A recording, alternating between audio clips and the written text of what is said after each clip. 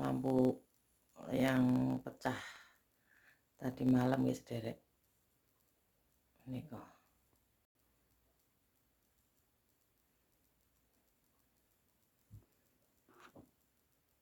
dua-duanya lampu.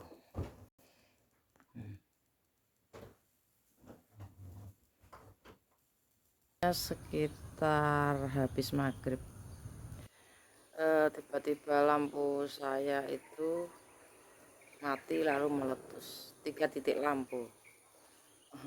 Keren kan?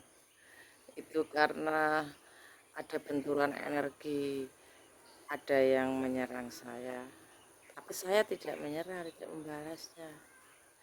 3 titik lampu tadi yang saya perlihatkan, yang 2 mati hidup itu, tapi yang tengah langsung tak gitu keluar asap.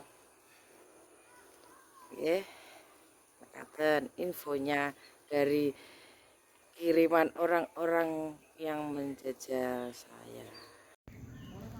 Lupakan orang-orang calon pupuk hayat menika nggih.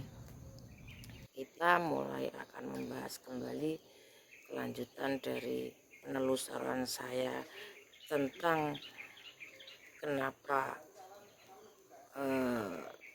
tanah Pasundan membenci tanah Jawa, atau orang-orang Pasundan membenci orang-orang Jawa. Sebelumnya sebelum kita lanjutkan ke cerita yang akan saya bahas, sekedar untuk mengingat, saya juga akan membahas komentar ya, sebut saja entitas alien yang sedang menfitnah Kadrun, mencoba mengacaukan saya. Saya tuh titen orangnya.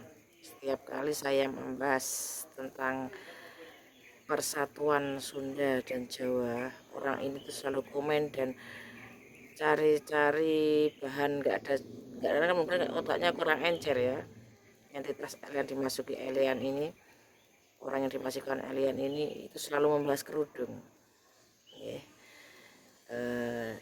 mengkafir-kafirkan saya dan menjual ayat-ayat suci dan mempromosikan atau mengelar ayat-ayat dan Nabi Muhammad SAW, menceritakan tentang dunia perkadrunan. Saya mengingat waktu itu oleh mendiang ibu saya diajak ke seorang ustadz untuk pencerahan rohani atau gimana, entahlah itu akhirnya. Tapi di sana itu sang ustadz tersebut mengatakan ke ibu saya, "Ibu, putrinya cantik, ini perlu dipagari biar tidak diganggu bla bla bla bla bla bla." Dan ibu saya percaya. Saya tidak mau, karena naluri saya dengan melihat orangnya saja yang matanya jelalatan pentolo tak culek, itu lihat saya dari atas sampai bawah kayak orang nafsu begitu, menjijikkan sekali. Kata-katanya sama lirik-lirik gak bisa. Terus sebaiknya suruh kerudungan aja dan akan saya betulkan. Mau minta izin itu saya nggak mau.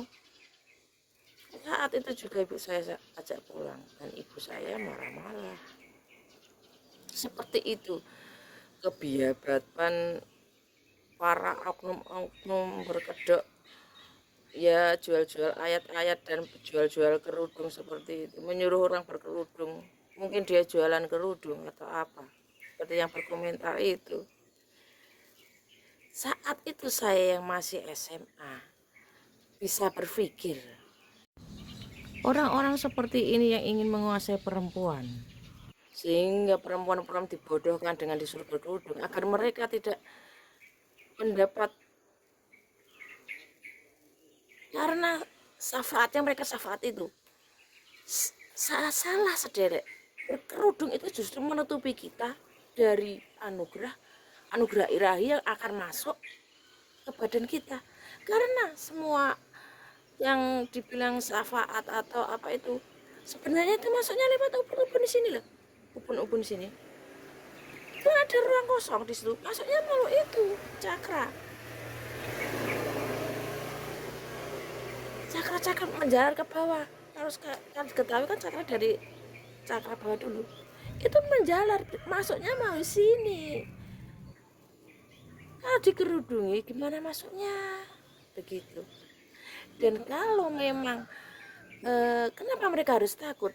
Kalau keimanan mereka tinggi, keimanan mereka dalam, takut orang tidak berkerudung, takut hongat, berarti iman Anda nggak kuat. Karena seorang yang kuat meskipun ada perempuan joget-joget telanjang di depannya, meskipun normal dia bisa menjaga imannya. Ya, bisa membedakan dia.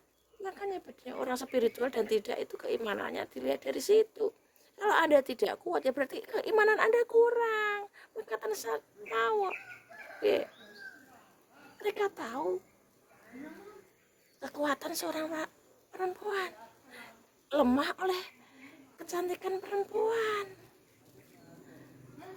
Bukan berarti, tapi kadang orang nggak tertarik kan karena kelainan ya. Tapi cerita sekejap ini semoga ada manfaatnya bagi sederek sedaya nggih. Saya tidak akan terpengaruh oleh pengaruh orang-orang yang gelisah dengan saya akan mengungkapkan tentang cerita tentang Gajah Mada yang kemarin nggih. Yang berusaha mengalihkan agar saya tidak melakukan penelusuran lagi. Makatan kelanjutan dari pengkhianat Pajajaran. Saya ceritakan. Di lingkup kerajaan itu ada satu circle dari Prabu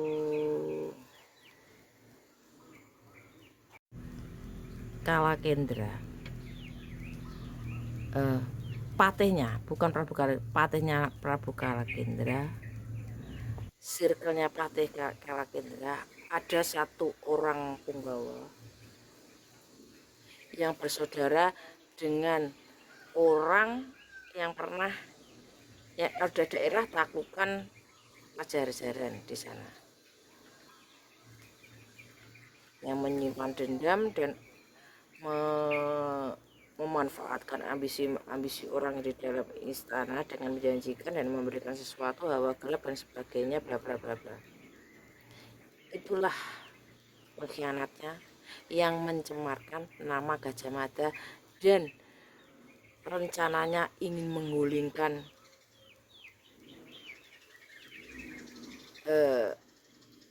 Prabu Linggabuana nggih, ayahnya Putri Diah Pitaloka, dengan melalui pintu yang berperan yang berpotensi besar menggantikan Sang Prabu. Gitu. Monggo saudaraku, para keturunan Pajajaran pangapunten, setahu saya itu dulu diteliti ya mbak saya, karena saya kurang tahu menau, ini hanya tarikan yang informasi yang ingin saya dapatkan agar menemui titik cerah siapa pengkhianat sebenarnya dan sampai sekarang turun temurunnya.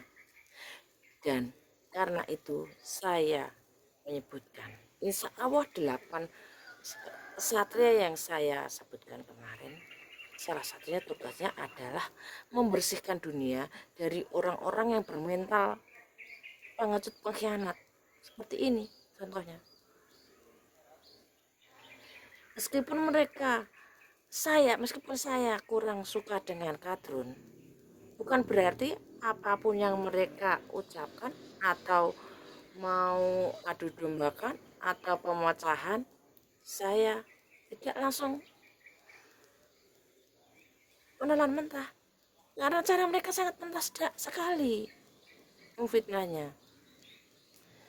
menggunakan ketidaksukaan saya pada Kadun, kesosokan Kadun itu dipakai untuk mengalihkan dan menjelaskan mereka. Dipikirnya saya bisa lolos dari membahas turunan pengkhianat itu. Semua akan dibersihkan oleh 8 kesatria.